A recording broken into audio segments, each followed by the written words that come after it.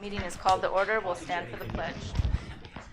I pledge allegiance to the flag of the United States of America and to the republic for which it stands, one nation, under God, indivisible, with liberty and justice for all. Marty, would you do roll call for those present? Mary Jo Rosenowski. Here. Mary Jo Radcliffe. Here. Patty Jacobson. Here. Troy Webb. Here. Amy Huffman. Here. Ann Deemer. Here. Brad Dobbs. Here. And has the meeting been notified according to public law? It has. Open meeting, okay. We're on the public comment side, is there anyone here that needs to address the board for something that's not on the agenda? Okay, we'll move on to board commendation. Ho-Chunk Nation Vaccination Clinic. So I didn't actually invite anyone to come, but I'm definitely going to send them a letter and just tons and tons and tons of appreciation. I know I shared with you informally before, but just wanted to reshare for the whole community. Unfortunately, Jackson County Public Health has just been at the mercy of whatever distribution has been available, and if we were to rely on their resources alone, our special education staff would have been fully vaccinated at this point, but hardly anyone else would have received any dosage. Instead, today Elizabeth Pardo was able to, our nurse, was able to share with us that we're at, by the end of Thursday, we will be at about 77% of our staff that is at least halfway on their way to vaccination, and that is everyone that has said they are interested in receiving the vaccination, except for a very few cases that have just had a baby or who are expecting and want to wait until a little bit more time has passed. And so we would not be anywhere near this if it were not for the generosity and the forward thinking of the Ho-Chunk Nation Department of Health. And not only have they helped out our district, but the Alma Center and the Melrose Mindoro school districts as well. When they have more doses than they believe that they have people for, they call and have grabbed other people. I've reached out to other school districts to encourage them to also be able to use those services. I just think that it was incredibly, incredibly generous, and it makes a significant difference in the mindset of the staff. They feel so much better knowing that they had the choice to be able to take that next layer of protection. And so I'm just really, really, really appreciative, because it would have increased a lot of angst and uncomfortableness if some special education staff were fully vaccinated and nobody else had the opportunity. That did not feel very equitable or feel very good in the system. So I just cannot express my appreciation or the appreciation of the entire staff strongly enough. Well, then with the board permission, or maybe include the board if we agree that would be very thankful also. Absolutely. Yeah, there's a board commendation, and we actually sign a certificate from the board. So okay. Yeah, it is very much recognized. Okay, next on the agenda is, because we're in a grievance situation, we need to appoint an impartial hearing officer. So I just wanted to update the board on the timeline. So there were 21 days that the individual had to be able to file a grievance. On the 20th day, it has come in. And so that means the board, there's a lot of timeline here. The board has 10 days to identify an impartial hearing officer. Today is day 4. I have a recommendation for you. As far as timeline moving forward, I know that the last time we discussed this, the board was interested in moving forward as quickly as possible. Per our policy, both parties must be notified at least 14 days prior to the hearing. So that means if the board selects somebody tonight, it would be a minimum of 14 days forward. That impartial hearing officer has 30 days following the hearing to make a declaration, and then there are 10 days after that for appeal. I only have experience with this one other time in the district, and the impartial hearing officer made a decision that night. They did not take the 30 days, they made a decision that night before leaving, which would of course be preferable to everybody. I reached out to the council for the district, who gave me a list of impartial hearing officers. I just want to clarify one more time that most of these impartial hearing officers don't even work for some of the big firms that work for schools, because they do not want to be caught in a spot where they have worked, have an experience with another district or not. And so an independent attorney, I'm recommending to John Thiel. I will tell you, he's from Appleton. I had very cursory conversation with him, I basically said the district is in need of impartial hearing officer. You were at the top of the list from our attorney. Do you currently have the capacity to take one on? And are you willing to work with the school district of Black River Falls? And he was very, I can't talk to you about the case. I said I wasn't trying to. I want to know how much you charge and if you're available is what I want to know. And so he is available. And so I'm recommending John Thiel. It's $250 per hour for this individual. There's one that lives a little bit closer, so it would cut down on travel time. But I have some experience with that individual from another case, and so I wouldn't recommend that individual for this spot. So I would need board action to appoint John Thiel as the independent hearing officer. Is there a motion to? I'll make the motion. Okay, Anne, thank you. Is there a second? Second. Okay. Any discussion or questions? All in favor say aye. Aye. Opposed? Okay, motion carried. Go into some spring planning here for COVID.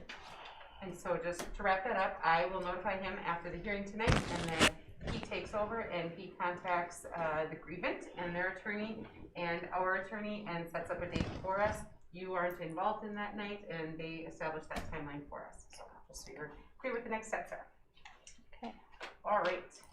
So I just wanted to update all of you on some of that spring planning, and I shared with you the email that I had sent out. An awful lot of things that may not seem life-changing to you, but mean an awful lot to our high school students and to our students that receive that Presidential Academic Excellence. Also, that's not on there. So just wanted to share with you that that communication went out to all the admin teams. So, and like Jay Weinman and some of the advisors for some of these things, just to try to get them on people's calendars. Public Health was really, really interested in the discussion, and I appreciate that. Again, we start from what can we make possible as opposed to we can't do that. And so the idea behind Prom, we may end up having the Grand March on the football field would be our first preference, and if not, may go to the field house. I was concerned about the girls' heels on the track, and Ken said, we're redoing the track surface this summer. This is the year for that, no problem. Do they have a date for prom yet? Yep, April 24th is when it is set, April 24th. And so, but the field house was not interested in hosting the actual prom dance. And when I talked to Brian, I certainly recognized she had three main concerns: the floor and girls' shoes, adhesive on the wall, and glitter. She said, and I brought up the glitter. I go, just so we're clear, prom comes with lots of glitter. She goes, oh, she gave that whole analogy of, isn't COVID like glitter, right? One person uses glitter, everybody uses glitter. And so they would really prefer not to actually host the dance, but Chris and Nicole Sackmaster from the high school, who's the prom coordinator, are all over it, and they're making plans to hold the actual event in the high school. Yeah, and then the Lions Club, we can make that happen with our food service. We can have some kind of a box meal. Rotary, they really don't want us eating with that many people there, which is just fine. We'll come up with something special to send with people when they leave. And we talked about the Presidential Academic Excellence Awards. We'll definitely use the field house so that when all the guests come in during the day, they're not coming into a building where students and staff are living, because it'll be over at the field house. And so we're excited to kick off kind of that spring celebration season. That was all I had on that. Any questions? I'm glad that you can move forward in making a plan that works. Yeah. Okay. Okay, and we have some employment things to discuss. We do. So you maybe saw Stephanie's letter in there. I know you probably all saw it when she emailed it. But as you can see, we also have several other staff members. The Rayburn family, Austin was just hired as a tech ed teacher in his hometown where he graduated from, and so he's excited to go back there. And he's taking his wife with him too, which is probably nice for them, right? Teresa Delph, you actually got to meet her when we had our math update here. Her husband is the one that works at Fort McCoy. She thought that he had a couple of years stationed at Fort McCoy. It turned out he had a couple months there, and so they're being restationed, and she was really disappointed to have to leave. And so, and then Mr. Poland, our bus driver, all resigning this year. And then you can see our retirements are starting to grow as well with Mr. Stemper and Miss Wester. Sue, 29 years in the district, and Brian Stemper, 28 years in the district. We were planning our spring banquet and started looking. We've got two people that have worked for the district over 40 years retiring this spring. There's some amazing years of service that are walking out the door this year, which is exciting for them and always leaves big shoes. speaking of big shoes, we've offered the high school principalship to Mr. Luke Madsen, and just a little brief bit about him. He has, from Wisconsin originally, taught at DC Everest for a bit, Chippewa Falls for a bit, Bloomer for a bit, was an assistant principal at Bloomer, and is currently at Rochester at Mayo High School, and then will be returning to Wisconsin and to us this summer. So we're excited to welcome him. Are there any questions about the employment recommendations? Okay, is there a motion to approve? I make that motion. Thank you. Thank you. All in favor say aye. Aye. Opposed? Motion carried. Boys and Girls Club Hockey Co-op. We have some new people joining or want to join. So the Boys and Girls Hockey Co-ops, both teams are interested in adding Granton. I had explained ahead of time that in girls hockey there are no divisions within the state, and so it really doesn't matter how many teams you co-op with because it doesn't negatively impact the division that you play in. Boys hockey is 2 divisions after much lobbying, and so that means that when another school district enters into your co-op, you add their total high school enrollment. Even if they have 1 skater, you add the total of their enrollment. And so boys hockey, with the addition of Granton, brings us to the tippy top of Division 2. We did have a request, if you hear about it, from Whitehall School District to add hockey, and they said, but we only have 1 skater. We said, we know, but we'd have to take all of your enrollment. And so we said no to Whitehall and are asking for Granton to be added to both our boys and girls co-ops. And just as a reminder, the co-op agreements are usually for 2 years, and anytime another school wants to come in, all of the schools involved have to agree to reopen the agreement early, and all of the schools have to, their boards all have to make a decision that they are agreeable to that additional school joining. Because we are the host, we kind of start off the process, and then all the other schools follow suit. So Granton asked ahead of Whitehall, that's why we. Correct. And so Neilsville has been part of our co-op for quite a while, and so Granton and Neilsville being so close together, my guess is these kids have probably skated together since they were younger. But I look at Jill, still the hockey person, right? Okay. Okay, are there any questions about the proposal for the Boys and Girls Hockey Co-op? I make a motion to accept the Boys and Girls Hockey Co-op as presented. Thank you. I'll second that. Thank you. Any more discussion or questions? All in favor say aye. Aye. Aye. Opposed? Okay, motion carried. Strategic plan review. All right, wanted to share with you our first round of feedback from this fall, from this school year. And so if you recall, we had talked about the idea that we're going to try to collect this 3 times a year. We're really stumbling a little bit on our data dashboard because the achievement side of things is super clean in our EduClimber, and I'm excited to show that to you, how quickly we can sort the data by ethnicity or gender or free and reduced lunch status, all of that stuff. But our perception data, because it's not tied to an individual student, we don't have those sorting capabilities. And so it is a free Google form. It gets dumped into a free Excel sheet. And anytime I want a chart, I've got to sort the spreadsheet, and it will pop it nicely into a chart. But then you ask another question, you have to resort it, remake a new chart, and it's just not nearly as clean. So our committee that's working on it, Mr. Dar, Mr. Nortman, Mr. Kastner, and myself are looking for, maybe we don't need a new dashboard, maybe we need a new survey tool, because we've been using the free Google form for so long. Perhaps there's another survey tool that would allow us some of that ability to sort it differently and make it more usable. I think it goes without saying that if you have to reshuffle it every time someone asks a question and then wait to make a chart, you lose an awful lot of interest and time and all of that stuff going through it. So anyway, this is the whole collected data together. I just wanted you to see the number of respondents as we go through. This is not percentage, this is total respondents. And so why Gebhardt looks so small is they had 4 students, but if you look proportionately, they have a much smaller population over there. So the ethnicity, this is something that we have not tracked in the past, but is something that we were very interested in knowing. Are we getting a decent spread of participation in this survey? And then we also wanted to know about our special education population. When we ask questions like, are the expectations appropriate for my child, it's good for us to know that we can sort it by those that have an IEP and those that don't have an IEP to talk about engagement in that way.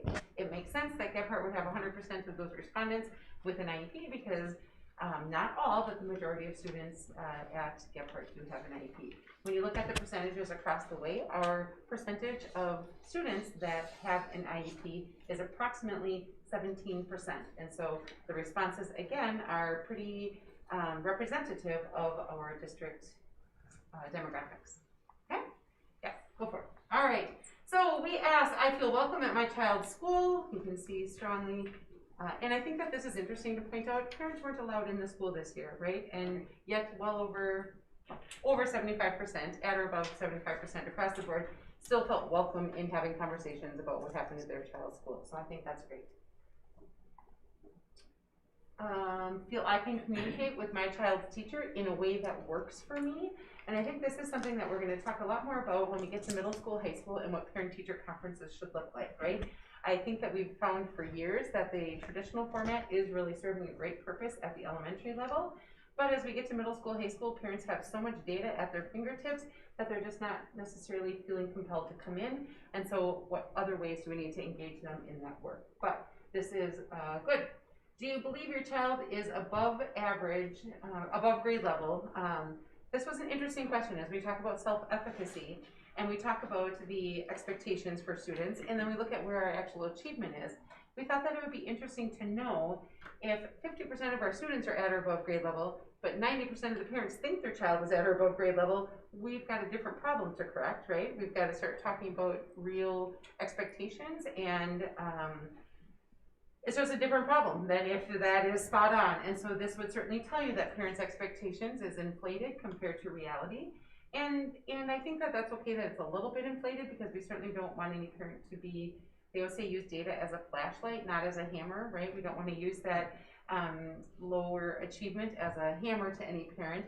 But at some point we also need to use it as a spark, that we need to engage at a higher level and we need to work together to get some positive results. So this one is, if not, do you believe that those grade level expectations are attainable? So this I think was really promising, right? So yes, a higher percentage thought their child was at or above grade level, but overwhelmingly parents think that the work is attainable. They're not feeling like this is unbelievable, you can't expect us to do this. So that was good.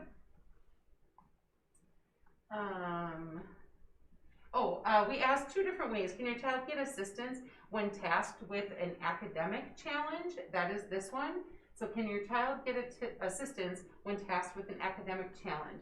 That is, again, that self-efficacy. Does your child know that there's somebody they can go to? Because I can look all of you in the eye and guarantee there is someone in every single school that a kid could go to get help. It's, do the kids know that and do the parents know that? As opposed to a kid complaining and the parent just saying, well, yeah, I don't know why that's so hard. You shouldn't have to do that, and be done with it. How much more powerful for the parent to say, ooh, that does look hard. Did you go to so-and-so? Did you ask your teacher? Did you ask so-and-so? Again, self-efficacy, self-advocacy, trying to train people to be their first problem solver as opposed to trying to give somebody else the problem and the ownership for that. The next one is the same question, but it's only with a social, emotional, or a behavioral problem. And I updated it with the titles the other way, and I must not have dumped it into the folder, so my apologies. But it's, can your child get assistance when faced with a social, emotional, or a behavioral challenge? And you again can see the results. And again, I'd like to point out, Gebhardt, it is at 100%, but also think about that. When you have a one-on-one case manager, I would hope that people feel like you have somebody right there that can help you through that. But what a great testament that that is really happening. Again, with a social, emotional, or a behavioral challenge, can your child get assistance? And how nice would that be if this was high across the system, right? As opposed to, why are they picking on you? Why is this so hard? All of those things that we hear. So I believe that it is my role to partner with the school to ensure my child's success. That should be 100% across the board. It certainly should be. And it's not quite, but it's pretty darn close. Again, I hope that you're feeling the sense of our survey questions. It was to collect perception data, but also to start looking at self-efficacy and the role that it plays in the students' outcomes. Concerns I raise about my child are addressed promptly. I like this question because this doesn't say that the school does everything I ask them of. It means they're polite. They respond when I ask them something.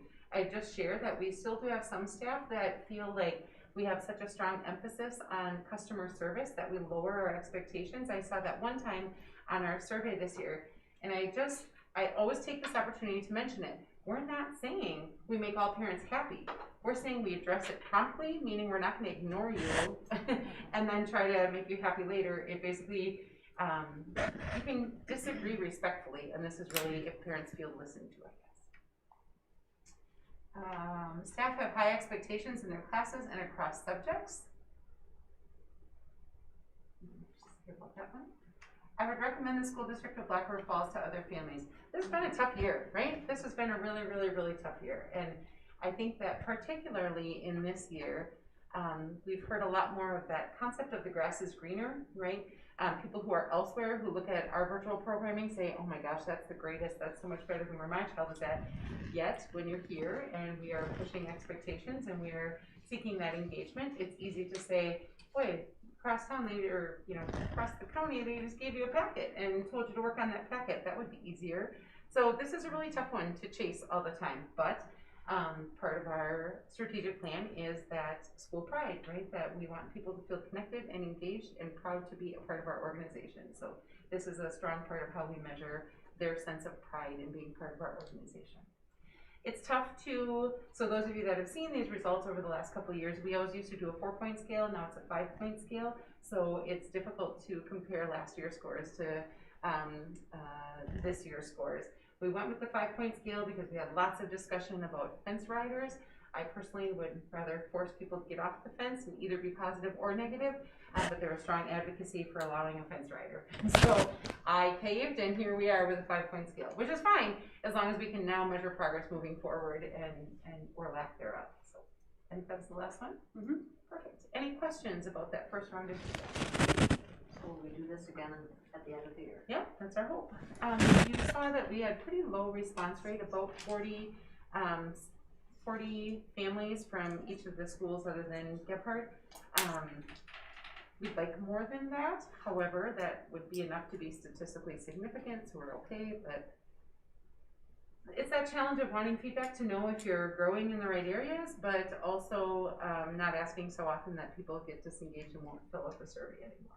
Will we report this back to families or not? Absolutely, that's my hope, yep.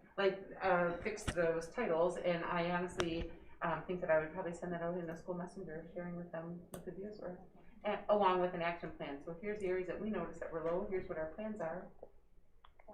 Good question though. Okay. Any other thoughts or questions about that data? So at the same time we did that survey, we did a student survey and a staff survey. In my attempts to try to balance our board meetings, I didn't think we were going to do all of them in the same night, and so those on the Our People committee got to see the Our People survey data last week at that meeting. I was planning on doing one each month as we move forward, and then honestly we'll be almost at the cycle where we can start the second round of that one. There are tons of narrative comments that went along with those. That is how I always feed my are there individuals within our organization that you'd like to recognize? I get lots of great comments on those from staff members and from families, and even from students. We get some good ones, and so I have all those narrative comments as well if that's something that the board is interested in. Okay, ready to move on. The WIAA update. So I wanted to update the board that there you go, thank you. As a result of the complaint that was filed and the following investigation and our decision to terminate the coach, we also determined that we needed to do a self-report to the WIAA, and so we did that. We reported that we believe our coach did not follow the extended summer 2020 guidelines, and we received communication back from Wade Lebecki, who is the executive director of WIAA. And he said, any of the following penalties may be imposed upon member schools which violate association rules and regulations. And there's 8 different possible violations. At the end of the 8, and I can certainly read them if you're interested in all 8, but he said, if the rule was knowingly violated, my recommendation to the Board of Control would be the removal of the team from the WIAA tournament. Depending on the resolution proposed by the school, the penalty could be reduced to the probation for 1 year. And so what he's saying is that his recommendation to the board was going to be that our team not be eligible for playoffs this year, so they could play their regular season, but when it came time for playoffs for any state tournament run, that we would not be eligible for participation in that. We reported to WIA that we terminated the coach, and you can see this letter that says they, with the response of the school, we will recommend probation. You will receive a letter tomorrow from Heidi, and there is the letter. So that means WIA has accepted our self-report. They are pleased with the action, they are satisfied with the action that we have taken, and our team will suffer no negative consequences as a result of the violation or the self-reporting of that violation. Anybody have any questions about that? When do they start practicing? So we've got the goofy fall season right now. It's football season, if you haven't, and I guess outside looks more like football season than perhaps it did last week. They've been practicing in the gymnasium, the field house, and so they're ready to get outside. Softball starts, I think, the first week in April. So no, I'm sorry, May it is, because there was like a 1 week overlap between the end of football and that, so early May is when it's supposed to start. We have, just so the board is aware, we have posted the assistant coach position that was open because somebody else resigned, and we're going to go through our normal hiring procedure to establish an assistant coach, and we are still prepared to move forward with Mr. Weinman serving as the head coach for this one interim year, considering the very, very late opening of that position. So do they just start practice beginning May, or do they start? There's games right around the corner, so it's a pretty abbreviated. So what they did is when they allowed schools the opportunity to move fall sports to spring, they shoved the usual spring sports back a little bit. So like lacrosse school district right now is also playing volleyball because they didn't do that in the fall. And so if you watch high school sports on the news, you're seeing a little bit of everything going on. But traditional spring sports were delayed a couple additional weeks, and they go more into June. So I didn't know if they would get to start practicing now if they wanted, or how. not yet. No, they don't have any extended days right now. Sure. Any other questions? Okay, we'll move on to finance and facilities. Monthly expenditures were in your packet. Anything that you want pulled out of that for discussion? Hearing none, is there a motion to approve? I move to approve the monthly expenditures as presented. Thank you. I'll second. Thank you. All in favor say aye. Aye. Opposed? Motion carried. And we have some good pictures to look at here for our facility update. All right, so last week we got to see the interior design photos, and this is not any of our schools, this screen. I was just there. And so had fun this afternoon, got to share it with the whole forestry crew, so they got to see their little pieces, and they sent us little samples of all the things that are going to be in here. But I haven't shared with the high school hasn't seen their pieces yet at all. So we are way ahead of schedule tonight, so it might be a good time to go through this. I'm going to share just real quick all of the blue areas on here. That is a new type of flooring that we don't currently have. It's a rubber tile. At the high school we put in, it was called luxury vinyl tile, and it's been okay, but it scratches, and we've not been nearly as excited about it as we were hoping to be. And so they no longer recommend that product. That was kind of something when we were working with them, which is all good. But there's a rubber tile, and Kent is really excited because it also has 0 chemicals. It is just a hot water wash, and all of our floor Zambonis can drive right over it without issue. So this is the board for the high school. That's the old one. Yep, go ahead. Here's the Forest Street one. So you can see where if you've been in Forest Street School semi recently, it already has all of these primary colors. And so they're playing off of those a great deal, but also that's the one school that doesn't have a lot of the whole tiger pride, right? The outside is all neutral. It's all tan with a brown accent. So it doesn't scream early childhood in any way from the outside. But they came up with some really nice ideas to kind of tie it all together. So and there's the samples for Forest Street. And there's the high school samples.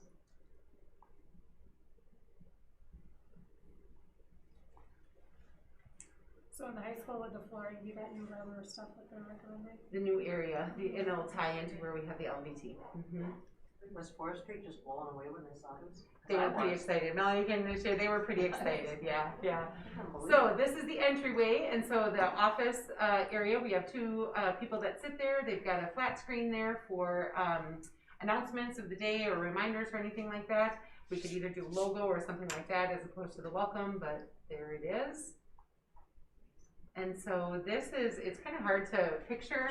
This would be like right inside those doors, and they talked about having like the tiger stripe, not quite as bold as, you know, like the high school tiger pride stuff, but still definitely an accent in there. And you can just see the outline of some of the trees because they were also trying to play up the Forest Street theme as they went through. That's walk-off carpet that goes quite a ways. So this area right here is currently in the courtyard. So that is actually outside up against the wall there. And you can see the forest theme. This is rubber flooring, and then they have a new type of, it looks like a carpet tile, but it's much more lightweight, and it's made 100% from recycled plastic. They call it Kinetics. Yes, Kinetics, because I kept saying it wrong before. Yeah. Kinetics, and it comes in fun colors, and it's really easy to clean because, again, it's made from all recycled plastic, and it's super durable. And so this area, again, is currently outside. If you're looking at this, the office is right here, and then you come in and you turn down, and that's the cafeteria and commons area, this great big open staircase. This right here is it's a small group instruction room, and they've got it wrapped in, I just love the whole wood theme in there, because when you're inside forestry, the current school, it still has exposed wood plank on the ceiling, and so they have some of those ceiling clouds there, but then they also did, as you can see up here, they've got a manufactured wood to mirror that same wood ceiling piece. And so it's really, really, really very nice. But that small group instruction, it's like I'm gonna call it, looks like wallpaper on steroids. It's really thick wallpaper, but they say they use it in like hospitals below the chair rail because it doesn't nick and scratch and all of that stuff. If you spend time at Red Creek in those really bright colored walls, they get nicked really easy and then they look ugly until the first repaint. So. All right, this is a wall this is that wall right when you came in. They were trying to find ways to, this wall right here, yep, it's that wall. And they were talking about ways to make it interactive. And so forestry right now, if there's indoor recess, they have 0 choices of where to go. This area is going to be big enough that they could have several classrooms could be out there at one time. They've talked about Lego wall, whiteboard. We asked the staff what ideas they had for interactivity. They love the idea of Legos. Of course, the COVID year, that would have been terrible, but any other year, it will certainly be great. And so some fun furniture out there and just a large group space for kids to be out together. This is down in the commons area looking up those stairs. They call this a learning stair. So this is the normal stair where kids go up and down. These are much wider platforms, and they say that you could seat like 3 classes on here and have like a presentation down here. They're not meant for just going up and down to get from upstairs to downstairs, but they're learning stairs so that people could do a presentation, or they can sit and read, or they can do whatever. But this is going to have a beautiful view out the great big glass doors, well, of the parking lot, I guess, but it'll still be a beautiful view. This is now abutted with the gymnasium over on the other side where the cafeteria comes in. This is the garage door for the servery to come out there. Kids will come down the stairs, they will take a left and go behind. There'll be a big hand washing station there. They'll go inside the servery and then come out here to the cafeteria where all their tables and stuff are set up. This is that wall from the cafeteria if you're looking off to the side. Because kids come down with all their stuff before they go out to recess, they talked about finding a way to embed a whole bunch of hooks for them to hang their stuff in that forest wall as they are have a spot to put their stuff, I guess. That's a look from the other side of that cafeteria area. You can see the big lights and the angle there. The forest wall, it just has so much color and so much brightness, and that's that nice rubber floor. This is the area looking into the new first grade classrooms, and so if we were up by the office, you would have taken a left, and here's those new classrooms. Again, that would be in the courtyard that currently exists. One first grade classroom, a small group instruction space, and the other first grade classrooms, and here it would turn into the current building, the existing building. That's the view of one of the new classrooms. So when Forestry was built, this might sound like such a silly thing unless you're a teacher, then it's a big thing. When it was first built as an open concept school, there weren't even classroom walls. When they built in the classroom walls, they did not put in built-in cabinetry, and so there is such a lack of storage at Forestry. There have been some pieces that have been added over time, but nothing like the whole wall of cabinetry that you see here, or that you saw that we put into Red Creek. There's just such a need for storage in those classrooms, and so they're excited about that. So are we gonna put storage in the other classrooms? It's not in the budget right now, and so that would be something out of capital maintenance, or if bids come in really well. We asked for it to be done as an alternate bid, so we had that number, so we knew that moving forward, and see how that goes. Carpet slash. Oh yeah, so this is the rubber floor, and then this is the carpeting, and so we're asking the teachers what percentage they would like on both sides. With a sink back here, right this year they're eating breakfast in the classroom, so some of them are saying the whole thing could be rubber, but talking about what makes sense for what percentage is rubber versus which part is carpet. And I would say that it's not as important as when it was the hard tile, because the hard tile is louder and just, whatever, the rubber already absorbs more noise, and so we could perhaps be a little bit more open with that. So this is actually what is currently the office area when you walk into Forest Street. That is going to be the special education suite. And so when you come in the front doors, here's where Kim and Amy sit, and Melanie in here. So this is the current office that you come into. You can see that we're updating the flooring there to tie in with the rest of the building as well. And then this is kind of that side angle. Again, here's the office. This door doesn't currently exist, but that is going to lead the way back to their handicap accessible bathroom and their break room and a storage room that is, you can think of where the gymnasium is, the stage area. It's putting a ceiling on the stage or a floor underneath, and so it's going to be built right above the stage area. That's just a view from inside that special ed classroom. And then the restrooms, all of they call them the wet walls. Any wall that has a toilet or a sink on it will be tile. Any wall that does not have water on it will be drywall.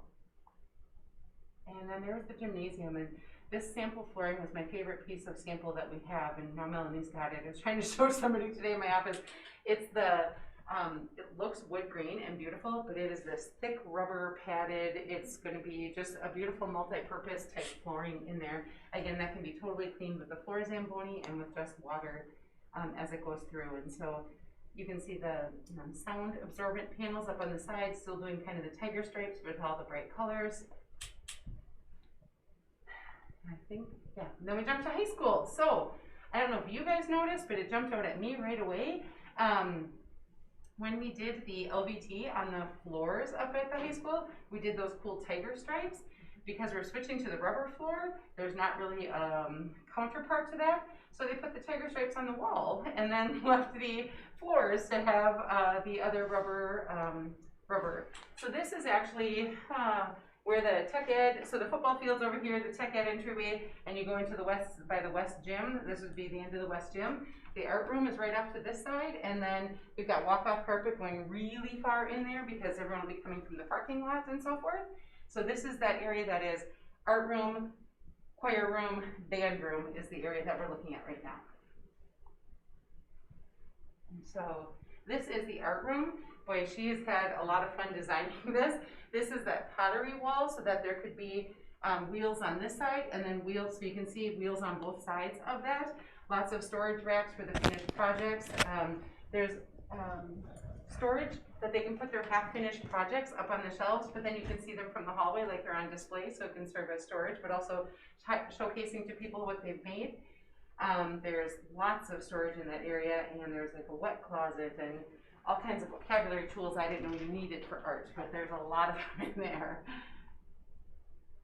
This is the choir room. Yep, here's the choir room. So you can see they've got the cloud coverage and then the huge acoustical panels there. All of this music storage. You guys were just in that choir room and how small it was and the lack of anything. This is just a beautiful, beautiful space. And it's pretty wide open because that's really all you need for choir is a wide open space with the right chairs and the right platforms. We're not building in the risers. but we have some pretty solid ones that if the teacher wanted them permanently set up, we could certainly do that in the classroom, but not building them in. And here is the band room.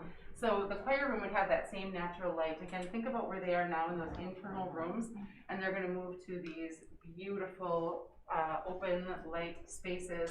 Lots of storage again in the band room for instruments and uniforms. I mean, those marching uniforms are huge and heavy, and so she's going to have access to the parking lot so they can go directly out from there for if they're playing at the football field or whatever, they don't have to traipse through the rest of the building. Her storage room is going to be on the end. There's also going to be an exit to get over to the field house from the other side, because they also go over there for pep band an awful lot, and they're hauling their drums and their timpani and all of that stuff. And so and then there's offices here. Then there's 4 practice rooms or 6?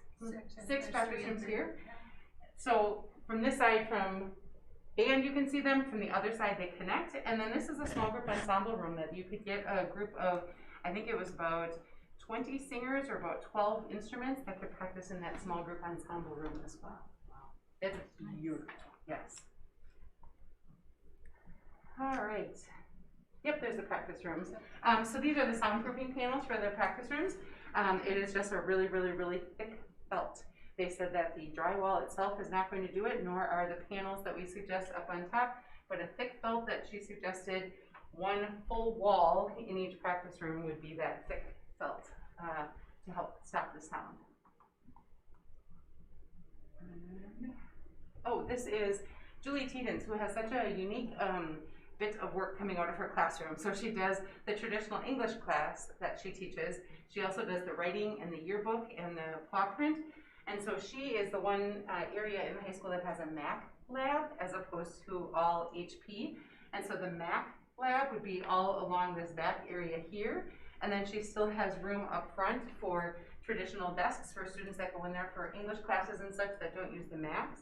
And then this is going to be a recording studio for her awesome SRL class. And it's just fun, like there's a little interview desk so that they can start doing their announcements from a style like that. They're trying to think of 3 different staging areas in there with a green screen on a curtain slide so that they could just zoop around all the way around. So there'll be the desk, there'll be a seating area like a couch, love seat thing for interview kind of thing, and then a standing station. And this room currently exists. That will be the kind of their broadcasting booth as they go through it. So she is so excited about this space. That is awesome. She has such a unique programs that she runs that it's just perfect for her. The studio area will also be soundproof because it also abuts the tech ed room, the auto mechanics, and so there's an awful lot of sound bleed that could happen there. And then the locker room at the high school, I love the way they did the tiger colors in there as well. Right now they have full-size lockers. We said for Phi class, half-size lockers are just fine, and so they're going to make that adjustment for us, but there's some nice tile floors all the way throughout, and again, just really bright colors, and it really ease for supervision, because right now we've got like alleyways that you go down that you can't see, the way they've designed it, there's not really any place to hide, I guess. These are the restrooms. Again, you can see the different colors of tile. When you just think about the upgrades to our high school, how much school pride comes oozing, how much tiger pride comes oozing out when you look at the colors and all the finishes that they've done, it just really is beautiful. This is the Family Consumer Sciences, and so she has 2 classrooms. One is her food lab, and then the other is clothing and parenting, child and family, I can't think of what else, interior design. So these are all on both sides. It has a counter height, and then underneath are cubbies because that's where all the sewing machines are stored, so just open face storage for her. If you walk into this classroom right now, there's, in the back corner, there's a pile with a shower curtain pulled around it to try to hide everything. So she's really excited to get built-in cabinetry because forestry doesn't have much built-in cabinetry. The high school has even less built-in cabinetry. And so a class like that just has so many materials, she really struggles. So. And then this is the food labs. She is excited to get all of them looking exactly the same. The whole idea is when you're instructing 6 different labs at one time, you should say in the upper left-hand cupboard, go for the red bowl, and right now, not everyone has an upper left-hand cupboard, and the things are just not as organized. So it looks far more muted perhaps than the other rooms, but we also could buy orange chairs or something like that to liven it up a little bit. There are 6 night stations, and then she has a teacher demonstration table up front, and it was important that it has a range on it and a camera so that she can, what she's doing can be magnified, and there'll be TV screens around so that everyone will be able to see her work up close. All right. Oh, and this was just the flooring types, yep. Okay. Kind of fun part of the project. You want to just open up the forestry exterior? There we go. Yeah, that just blows me away. So you look at forestry, which is all one color and very flat. They've created 2 really significant, we're gonna just really make it stand out a great deal. So they have 4 samples on here. We, of course, I asked the architect, they had one with orange, a whole page with orange and a whole page with green. And I said I really liked the orange. And then they were thinking forest, but then they did the forest inside with the orange on the outside. There are really subtle differences between the 4, and I said, which one's your favorite? And they said, well, we didn't show you the 56 we didn't like, just to be clear. So they're real subtle differences. These are metal panels that are painted those bright colors, and so this one is kind of a quilt pattern all the way around. This one has just the orange on the big entryways, and then uses the quilt patterns of the other 2, because again, the whole building right now is this beige color, so any orange is strong. This one has none of the light colors, it's just the orange throughout, and then the real darkest of the colors. And then number 3 is the solid orange on the edges with some orange intermixed with the other 2 quilt patterns. Do you have an opinion? They all look. You don't get to vote, or you have already voted. You can't, every time I show it, you can't vote and think that tallies, all right? I like the first 2 the best, I would say. All right. Go back up to that first one, I thought that was kind of wild. Option 1. Yeah. I prefer the solid. Here's 1, go to 2. Yeah.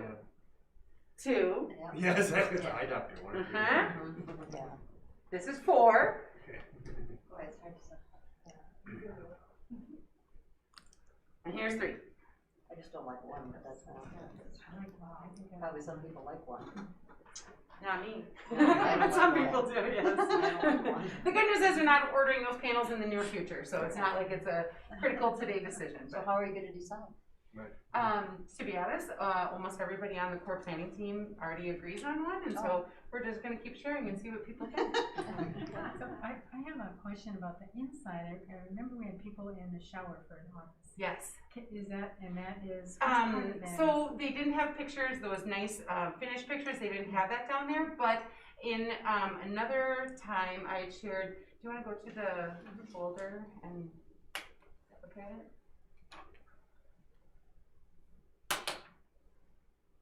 You know what, I just sent it to Melanie, I can send it to you. That'd be fastest, Jill. I can't believe that's the same school. I know, it's amazing. It doesn't look like the same school, does it? No. No. That's the whole point, I guess, I to just get sent you an email and the has space we attachment. need. I just sent them to Melanie earlier. I did have one question. I didn't see the plan. So the cafeteria is accessible from the lower level? Is it from the classes rooms that are already downstairs? Do they have to go up and then back down? No. Okay, When we look at this other floor plan, you'll see that. Okay. Yep. Sorry about that. I thought I had shared that one, but maybe I think Maybe that I was one missed that we it did. I think we didn't talk through it. I just put it in there last month, and so probably good that we had time to talk through it.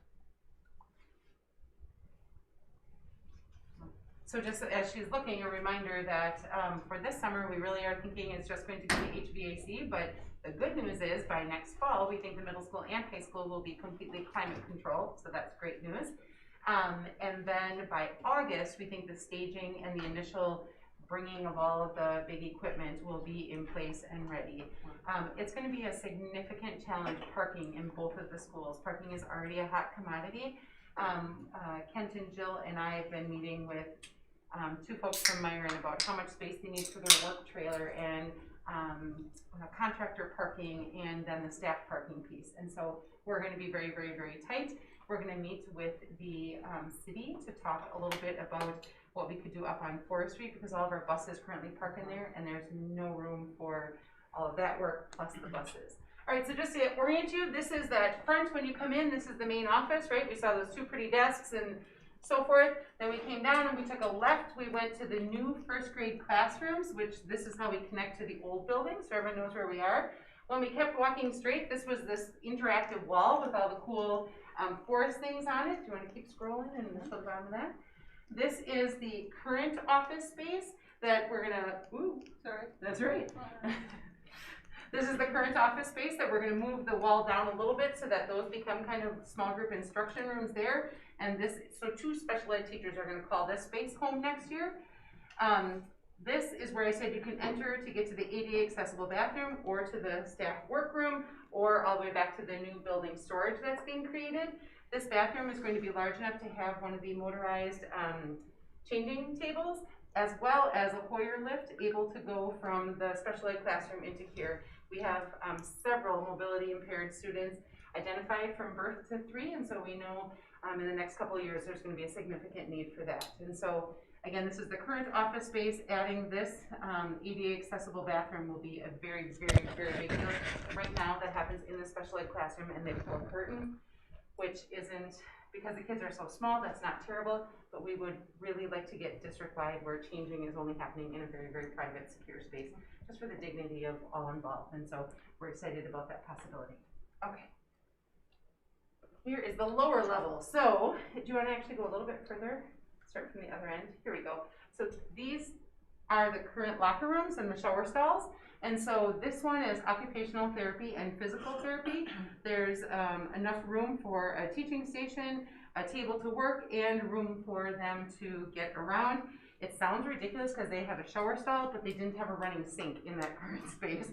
And so there's a running sink in there. And this is the speech and language pathologist that also has a nice space minus the shower stall.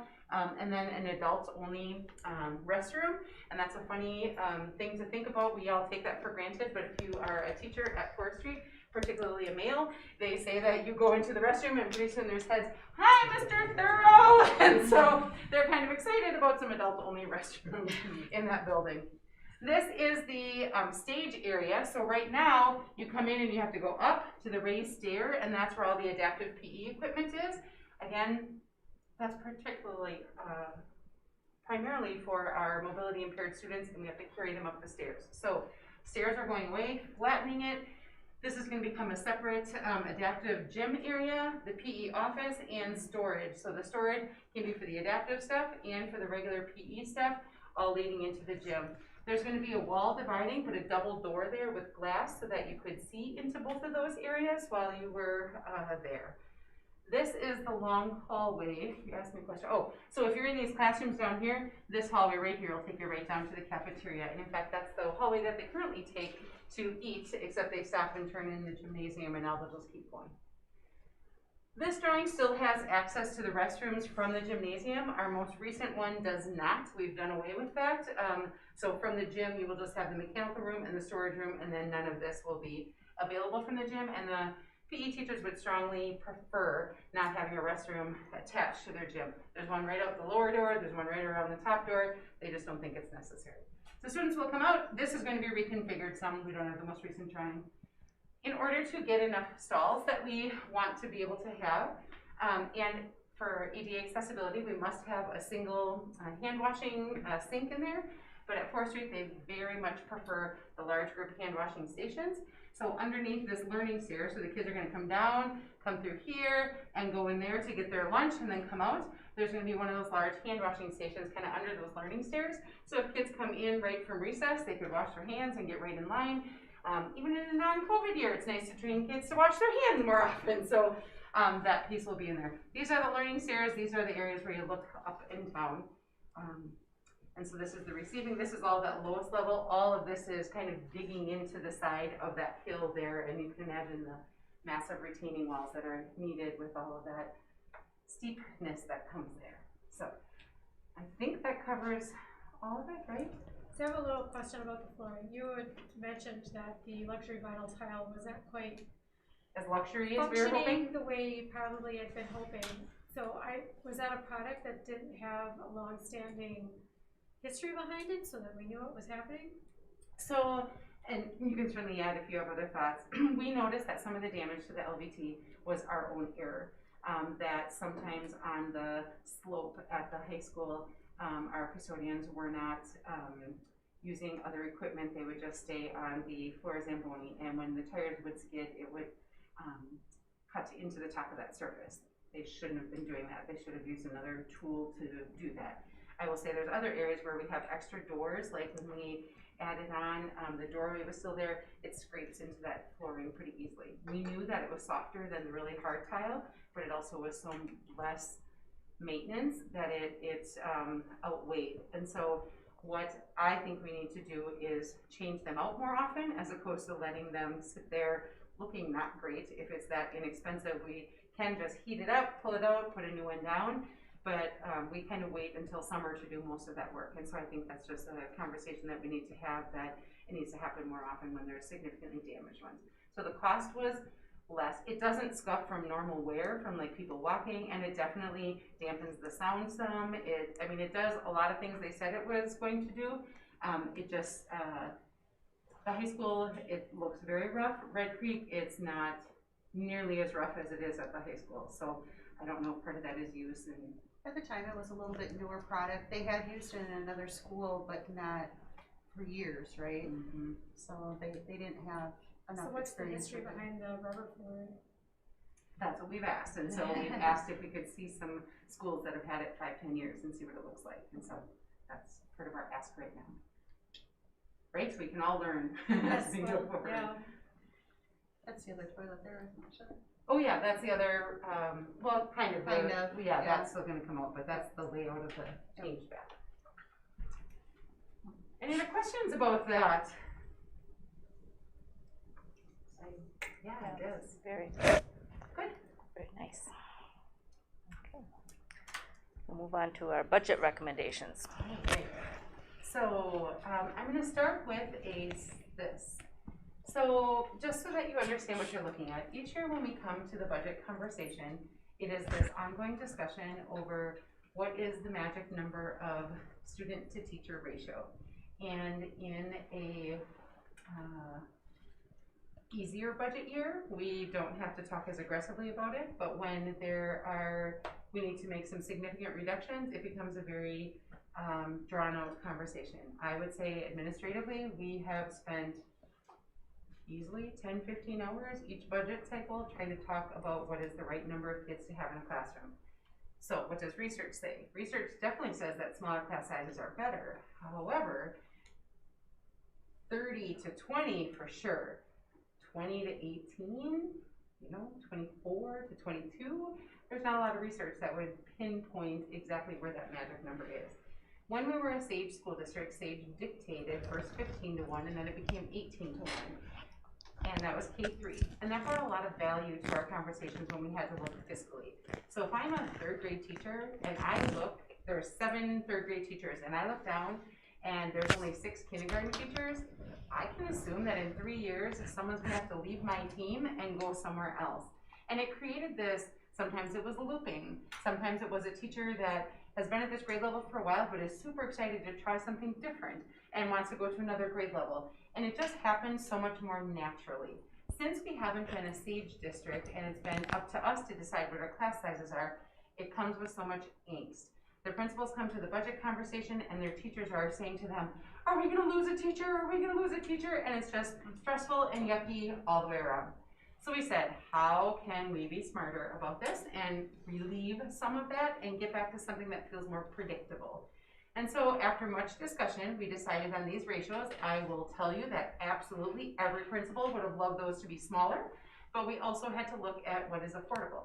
We know that our funding is 100% tied to our enrollment, and so if our enrollment is going down, we can't possibly increase our staffing when we know that we can't fund it for the long haul. And so this is where we landed. We landed at 18 to 1 for 4K, 20 to 1 at K3, 24 to 1 at 4-5, and 26 to 1, 6 through 8. I will tell you that 4th through 8th have had 5 teachers at those sections for many, many, many years, like probably as long as we've been grade centers and then the new building. It's been a really long time.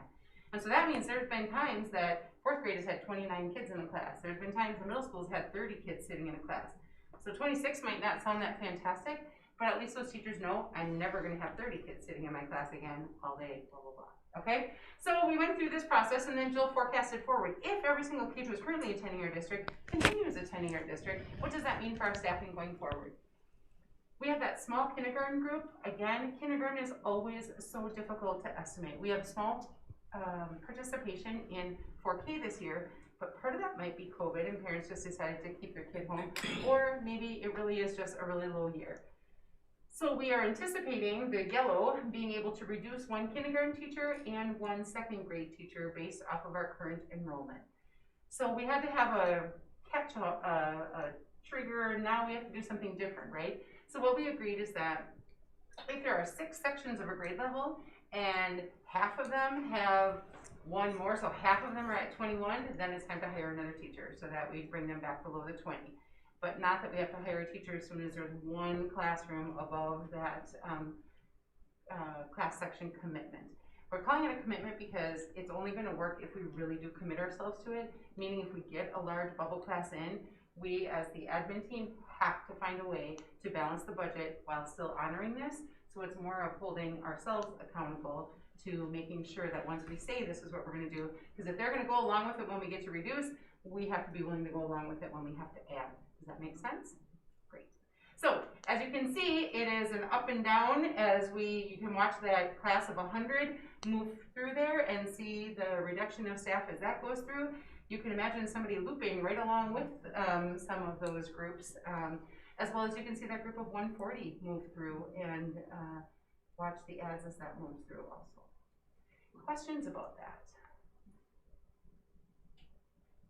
Concerns about making that kind of a commitment, not knowing what our financial future looks like?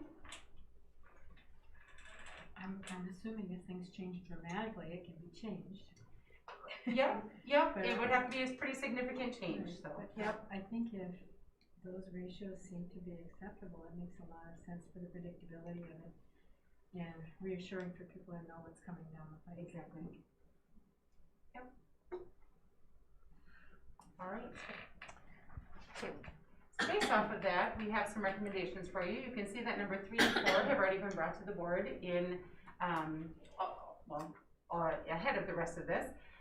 So we're not really asking you to approve the number 2 new hire retirement HRA savings increase. That's an estimate that Jill does based off of who we know that is retiring and who has been retired for 5 years and is falling off that payment. And so number 2 is really an estimate based off of the best information we have now.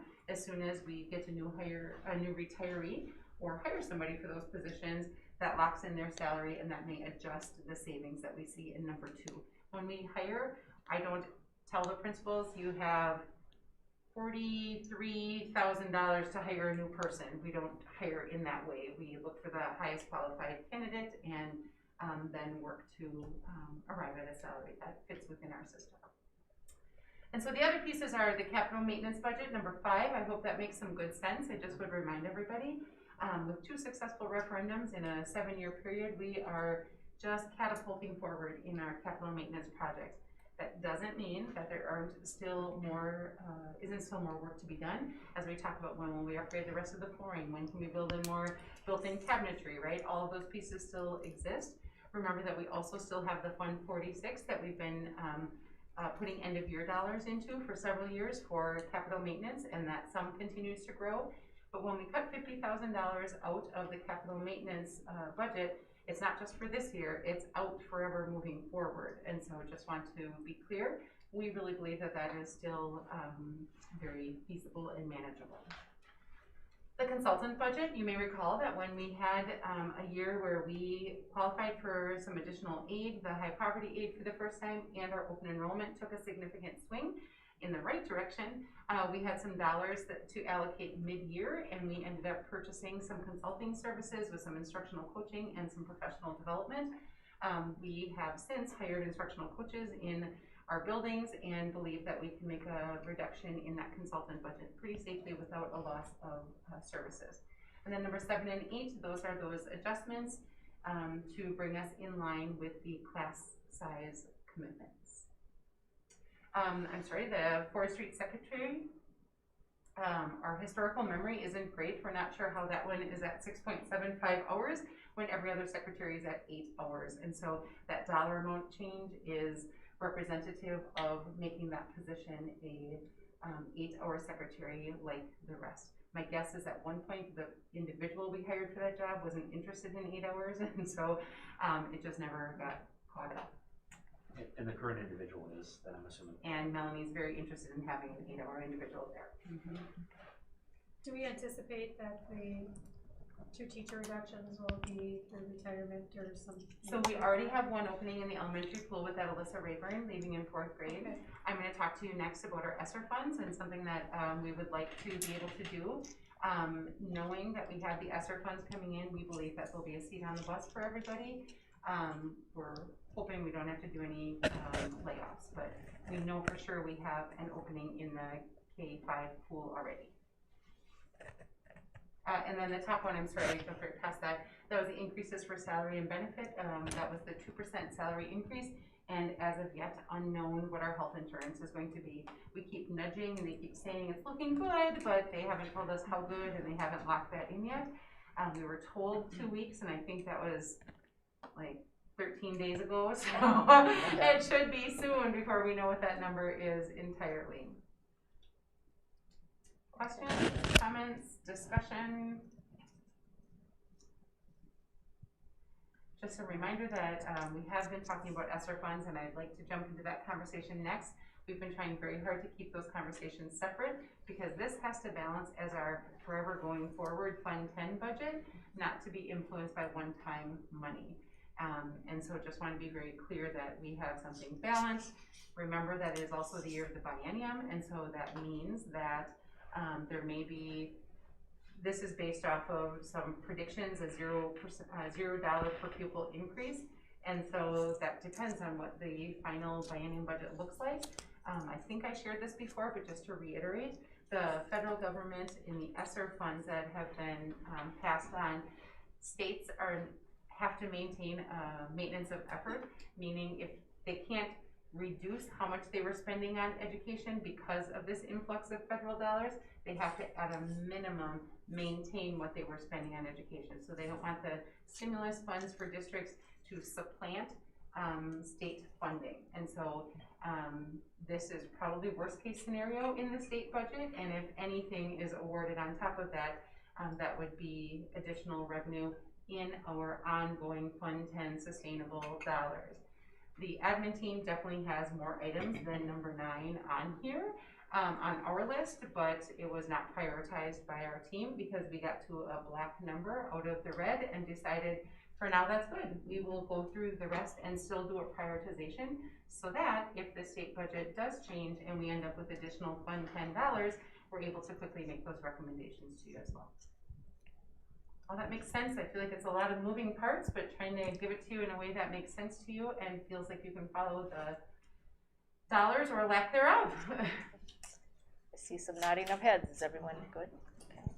Hearing no comments or additional questions, is there a motion to approve the budget as presented? Move So- to, oh, you had a question? No, I was going to go ahead and move. Thank you. I move to present, or to accept the budget recommendations as presented. No, second. Okay, all in favor say aye. Aye. Opposed? Okay, motion carried. Now we'll move to the Essar Fund discussion. So I don't have a document for you. I think I shared in the notes what we were thinking. Yep, So you got it in Stephanie has shared with you the MLSS a couple different times, and knowing that what we've been told is about 20% of the Essar funds are supposed to be allocated for achievement gap reduction. Well, I think 100% of ours should be allocated towards student achievement, and so that is 100% where we're focusing our efforts. And so as Stephanie has talked to you about the need for additional interventionists, I believe that there's definitely going to be some professional development needs. There's going to be some purchasing of resources for certain. I did a district-wide updates with the staff on Friday, and I asked them what ideas do they have for how we could start to get at these achievement gaps. And I was on Zoom with a large group of colleagues, and a lot of people are talking interventionists. A lot of people are talking about additional summer school. Some are talking about some Saturday school. Some are talking about extended school year. Some are talking about after-school programs across the system, and then transportation at the end of those after-school programs. So lots and lots and lots for us to consider moving forward. I don't mean to preempt any of that, but I would just share with you that our round 2 Essar funds are about $1.2 million, and we have 2 years to spend that. So the recommendation of the additional interventionist, that would all be paid for out of those Essar 2 funds. We've been told that Essar 3 is likely to be double what that was, so that's about 2.4 million. I will be honest with you and say, all I wish is we had a longer timeline, but Essar 3 is only adding 1 more year. So that means we have 3 years to have the greatest impact we possibly can on the achievement before we go back to our Fund 10 budget, having to maintain our work moving forward, which is better than a stick in the eye, right? I mean, help is help, and that's fantastic. It's just unfortunate that the timeline is so aggressive. So I know there's gonna be a lot of people looking for interventionists. We know that there are far fewer people applying for education jobs. I am nervous if we wait until we have our whole plan ironed out and we start posting for 5 positions that we are going to run short of great applicants. And so I am asking you to approve that first piece of the staffing of the interventionist so that each of the buildings has MLSS, multi-level systems of support. Each building has a team already. I'd love them to know securely, and these are the intervention resources I have as we plan into next year, and I'd love to be able to get hiring. As we've talked about before, our preference would be for some of these positions to have some of our super skilled already classroom teachers do these roles for 3 years, and then we hire somebody else for those classroom spots. That takes a couple layers of dominoes in our hiring practice. So we post the interventionist, and then if there's internal people that want those, they interview, then they're selected, then we post the openings again, and so it's just a slow process. And so we really like, Marty's nodding, like hiring season, yes, it's all a slow process. We'd love to get started on that sooner rather than later, knowing that there may be some other ads. There's definitely going to be more dynamic efforts than just the interventionist. We're not putting all of our eggs in that basket at all, but that's a big, big, big component, and one that we'd like to lock in so that other plans can be made around it. And so that's why I'm asking for approval for the first 5 interventionist positions out of our Essar funds. And I will tell you that we have talked about a separate contract for those people so that there is no confusion, no expectation that beyond these 3 years we're magically going to grow a money tree and be able to sustain all of this additional help. But I think we'd be really foolish to not invest it in people while we have the opportunity. And so we think that we can keep all of that separate and recognize the people that are hired for 3 years. To be honest, if someone is hired as an Essar teacher and during those 3 years somebody else retires, that person could immediately become a part of the team, and then, you know, so there's going to be a lot of dominoes that fall. And so Marty and her magic spreadsheets will have to keep track of who's really the Essar people in the end, so that when the 3 years are done, we are very clear who we are sustaining moving forward and who we're not. You had a question? So why would some of our most skilled teachers want to be an Essar teacher if they know that in 3 years they might not have that position? Because we're going to give them their classroom back. You will give it to them. We will give them, Okay. that's what I've said to them. Okay. And to be honest, I said that Friday with the whole district, and I've already had 2 district staff people who've been here quite a while. In fact, one of them said, I'm so excited to be an interventionist, and by the way, I'm retiring in 3 years. What the hell? So I just think that we'll be able to keep tabs on that. So Shelley, are you going to write both the interventionist contracts as such, and also the new hire replacement, whatever our term is? So both sides of those contracts will be written with this language in it? So when we hire a teacher, it is not you are hired as a 7th grade teacher, it is you are a teacher in the district. Right. And so we will have to keep track of that you get to go back to this spot if that's where you want to, but their actual contract doesn't change. The employment with the district contract would have to be the one that's specified and paid for out of one-time Essar funds. Right. When funding goes away, position goes away. And so that person knows that right out of the gate, so that when other positions do open in the district, they know that they may want to apply and try to transfer into one of those other positions.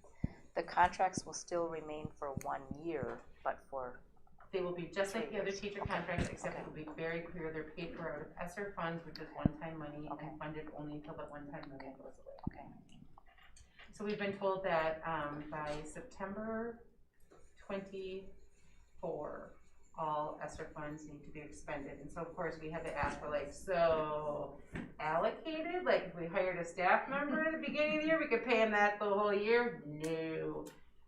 So we have 3 years. Okay. How much percentage of the ESSER funds is for this 5 positions? That was ESSER 2 funds, so it's not even touching ESSER 3 funds. Right. So ESSER 2 is 1.2 million, so out of the 5 positions, how much percentage of, just rough percentage of that? Is that the whole amount? Not quite. 5 times 60, about 600,000. Okay, so 50%. Okay, just curious how much we're expending right now then, that's all. And that's really what That's we're for 2 paying. years, actually. So Right. about All of it. $300,000 a year, right? Yeah. Okay. Yeah. I was just curious how much we're committing right now then by doing that, that's all. And so the other thing about ESSER 3 is, so they think that the expendable amount will be about double, but then there also is another pool of dollars that is going to be focused just on IDEA, and so special education mitigation as well. We've already had one special ed teacher say, can I come all summer and provide services for my kids? You just might be able to. So I think there's gonna be a lot of creative ideas, and there's, I bet like 8 people have already emailed me with some fun ideas that we hadn't talked about before, so I like the group brainstorming. Any more discussion? With some of that, I had talked a little bit about enrichment. Will there be part of that that could be used for enrichment? Or family interventions, family? Yep, absolutely, absolutely. Any more questions on ESSER funds? Okay, is there a motion to approve the ESSER funds as presented for the 5 interventionists? I would make that motion. Okay, thank you. I'm sorry, who motion? Mary. Okay, thank you. Mary Jo Second. second? Okay. All in favor say aye. Aye. Opposed? Okay, motion carried. Okay, meeting minutes were in your packet. Anything there you want pulled out for discussion or changes? Okay, is there a motion to approve? I'll make the motion. Thank you. One second. Thank you. All in favor say aye. Aye. Aye. Opposed? Okay, motion carried. Dr. Severson's report. All right, so I have just a few things. You'll notice that in your packet, I also put some SAA and WASDA budget talking points. I am certainly not trying to assert any influence. When we did our group annual review, there was an awful lot of discussion in that about advocacy, governmental advocacy, and this group has always shied very strongly away from that. I wanted to share with you what so SAA is the School Administrators Alliance. That is the lobbyist on behalf of the school administrators across the state. And then WASDA is the Wisconsin Association of School District Administrators, so that would be my professional organization.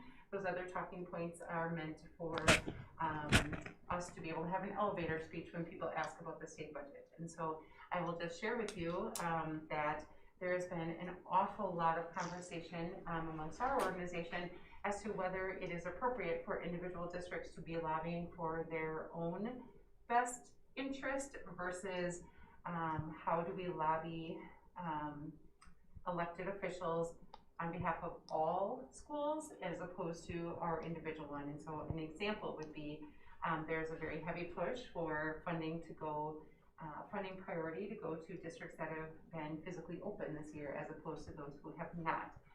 Some people strongly agree with that, and some people feel like there's a lot of mitigating circumstances, and for one group to say everybody should have isn't appropriate, blah, blah, blah, and so couldn't agree on that. The other is that I always want very much for the low spending districts to be able to give an additional authority to get up closer to that state average. Well, there's districts that are funded well above where we are, and they're like, no way, I'm not advocating for that because it's only going to affect this small number of districts over here. And so in an effort to be able to have a united voice with elected officials, the primary lobbying point is typically for special education reimbursement, because that is something that no matter how well you are funded, at what level you are funded, everybody is spending way more on special education than the current reimbursement is. And so I still write letters advocating for low spending districts to be able to be brought up to the state average because that's a long-term fix for us. And if we increase the special education reimbursement amount, that is great for us, but that doesn't get at closing the gap between what Hudson School District spends per kid and Black River Falls spends per kid. That doesn't get at closing that gap at all. And so I just wanted to share that advocacy with you and give the opportunity for any dialogue. Again, when we did our annual self-eval, that came through loud and clear that those were not conversations that we typically had. And I'm certainly not suggesting we need to. I just wanted to share those pieces as we are heading into the biennium budget. Discussion or go on? Hearing none. My only other piece is I wanted to congratulate our girls golf team as they were awarded an academic excellence. They had a high GPA for some of the girls golf teams, and so congratulations to them, even though it feels like it's been a long time since they've been playing. That's a great recognition for them during this time. That was all that I had. Okay.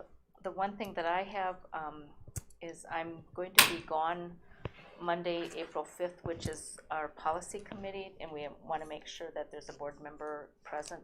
Patty, you have that down in your calendar to be there? Okay, okay, perfect. Other than that, I have nothing. Anyone want to talk about their connection opportunities? I did read for Dr. Seuss. Yeah. So honestly, that was part of why I gave you all those, that information about those upcoming banquets and stuff, and I had on our admin agenda Monday asking them to fill in the dates of all that stuff. The Presidential Academic Excellence is a really nice one because there's 5th graders, 8th graders, and 12th graders that are all recognized that day. It happens during the middle of the day, which won't be conducive to everybody, but it's a really nice group to be able to celebrate with. And then, of course, the Lions Club and FFA, they're always appreciative of anybody that comes to help celebrate with their group. So I'll get you those dates for those special events as soon as they're all down. I think up until now, they've all been like, can we have it? Can we not? And so they're just starting to move forward with getting them on the calendar. Okay, any other opportunities anyone wants to mention? Okay.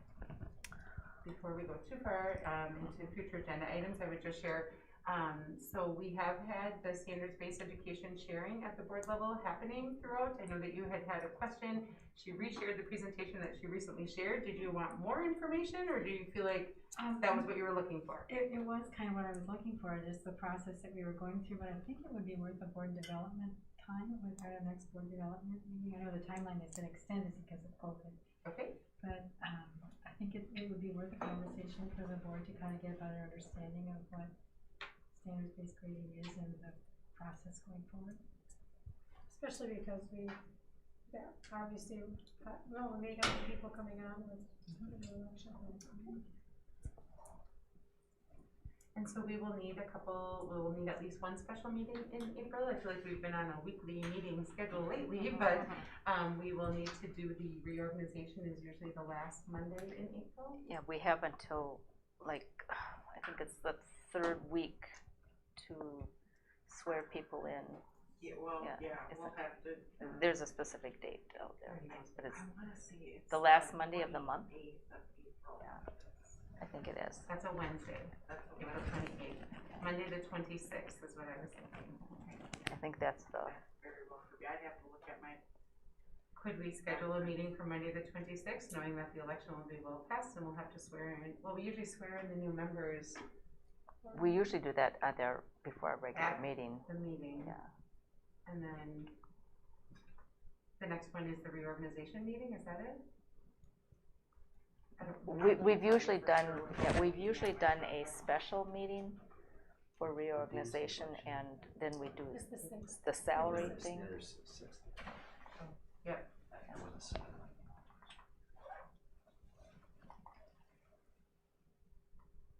we had an April 27th special meeting last year. I'm just wondering if we want to get that on the calendar while everyone was here is where I was headed. Sure.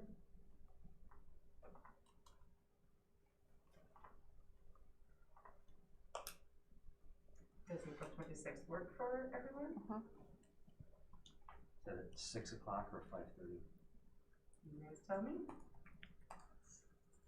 What do you, Back to me. what do you say, Troy?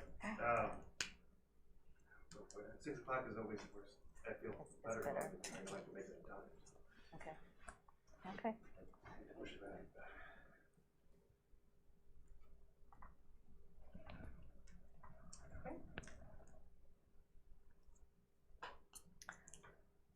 Okay, so we have some future agenda things going on. Anything else? Is there a motion to adjourn before 7:30? So moved. Okay. Okay, all in favor say aye. 7:24. Aye. Yeah. Okay. It might be a record. Well, we didn't have all the reports. Yeah.